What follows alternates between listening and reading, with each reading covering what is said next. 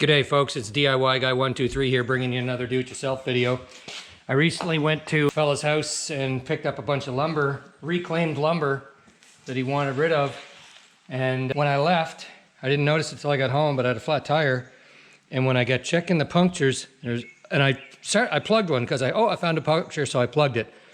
And then I checked, there was another puncture. So I plugged, and actually there were two. So I'm like, well, all right, it's only two more, so, I plugged them. And then I kept finding punctures, and just for kicks, I kept plugging them. I know that, you're gonna tell me, just throw the tire out, get a new one. The tread on it is so good, and these are so expensive, I had the plugs and was just curious to see if I could get it to seal.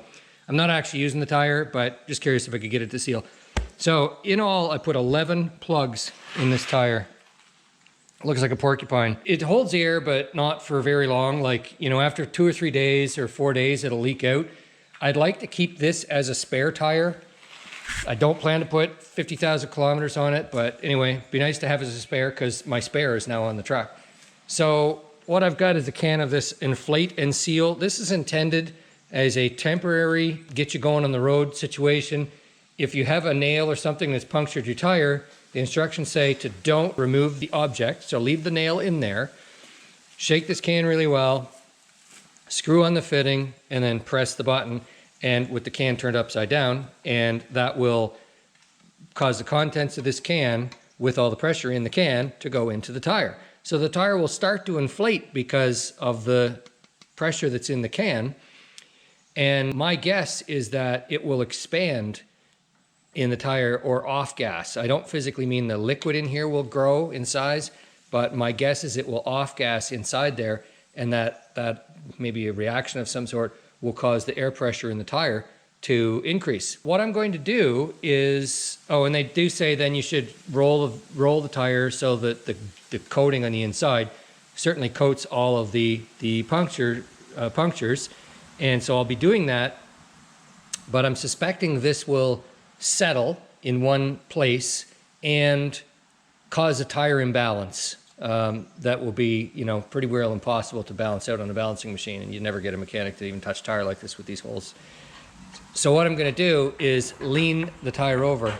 I'm not really using this product as it was intended. I'm curious to see if this would be a long-term solution to hold the air in for a spare tire, okay? Now, shaking this product, shake, shake, shake. I've taken the valve cap off. I was about to take the actual valve out, but if I do that and then I unhook this, a lot of the pressure is going to come out. Actually, I still think I'm going to do that because I'm here with a air compressor in the shop, and so even if the air does leak out, I can put more in. And I'm thinking with the valve stem out, it'll be easier for this tire inflator product to go in. Also, it's preferable to have 0 psi in the tire so that there's little resistance. Yep, of course.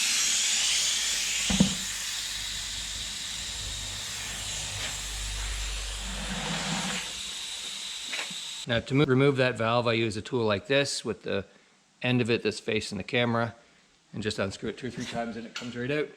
Well, at least now I know there's 0 psi in the tire, because this is an old can and I don't know how much pressure it actually has inside of it, so less is more in this case.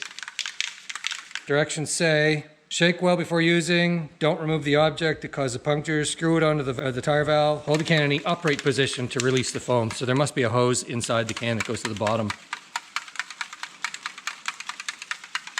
So let's see what happens.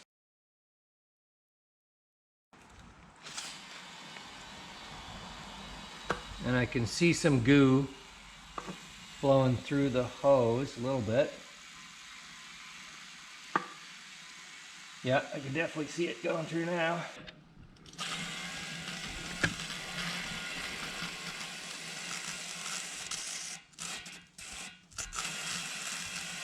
So I don't know how much of this you're supposed to put in. Little or a lot, I don't know.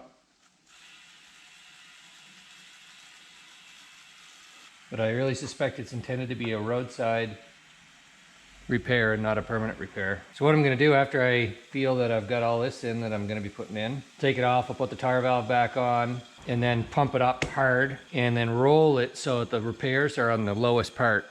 And then the fluid hopefully will get onto those repairs before the air leaks out. Okay, so the contents of the can has been emptied in the tire. It's got maybe half can in there. So I'm gonna put some air in this thing.